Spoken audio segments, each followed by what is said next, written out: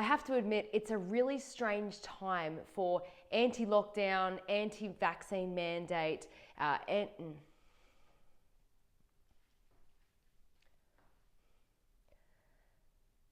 we have to admit and recognize that this is a really strange time for anti-lockdown or anti-vaccine mandate people, because for the last 4 years we have been protesting and trying to stand up for your rights and trying to explain to people why we were doing the things that we were doing, and actually our explanations were very rational. But despite all of that, we were imprisoned, arrested, shot at, spat at, criticized in the mainstream media and everywhere that we went. And now, 4 years later, it seems to be some sort of domino effect. It's been happening for a while, but very slowly. But especially here in Australia, it seems the domino effect seems to be increasing rapidly. And it seems like every couple of days, there is a aha moment where it seems like other people have finally caught up to the truth, which we have been shouting from the rooftops for a long time.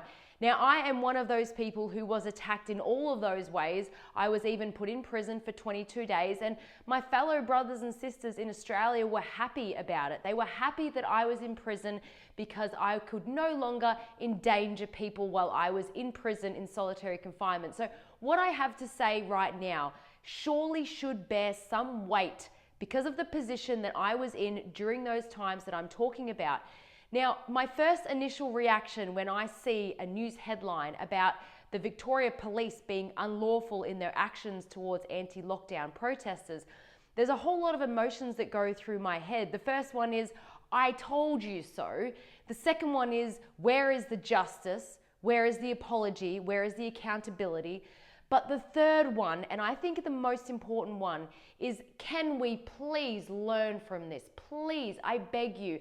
I'm just a regular Australian girl who just gives a crap. I just care about the country, I care about you, and I don't even know you, I just care. And next time, if we get put in this position again, please look at people like me in different ways than you did back during those times, during those COVID times. We have an opportunity to learn from what we've been through and recognize that generally speaking, most people in society want to do the right thing and they care about each other. So we must listen to each other instead of the mainstream media, because all they want to do is divide us. Now, the other thing I have to say about when these things come to light, for example, the judge ruling that the police were unlawful, it does open up a can of worms. And what I'm a little bit concerned about is if Victoria Police do not act accordingly, if they do not do the right thing, it will absolutely affect the trust and the respect that the citizens of Victoria have towards Victoria Police. And as someone who was strip searched more than once, as someone who had to spread their private bits for the police, even though they absolutely knew I was not a drug mule, I'm here to tell you that not all police are bad. And I have had so many fantastic experiences with police. And I want the public to, generally speaking, trust the police because we need them for social cohesion. If we completely lose trust in the police, this is not going to be good for our society. However, that's all good and well in theory, but Victoria Police, you have a responsibility to act according to what is happening. You cannot hide from this anymore. This is the first domino of many others that are coming down the line. I've got my case against you coming up July 23rd. Then I have my wrongful imprisonment for 22 days coming up. And there's going to be other people that will start attacking you as well. And you have a choice in this situation to do something about it that can fix the relationship between the people and you. And my suggestion is just to make a public apology, to promise it will never happen again, whatever that is worth. But someone's head needs to roll, so to speak.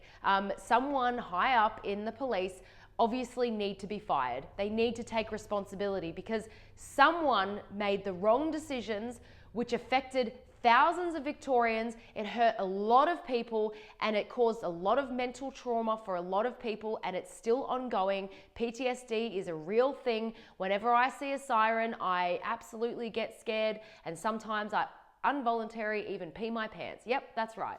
It happens because of all the experience that I've had, and that's just me. That's just my story. So Victoria Police, please, if you actually care about society, if you actually care about people trusting the police force, you have to do something about it. And I hope that you do. It is my wish, it is my prayer that you do, and I will support you in doing that.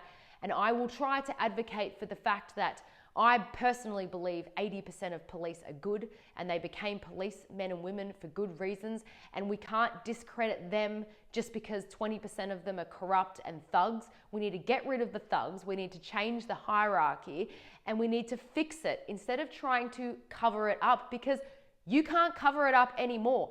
It's coming out whether you like it or not. So it's time to do damage control. Marketing team of Victoria Police, you can't get away from this.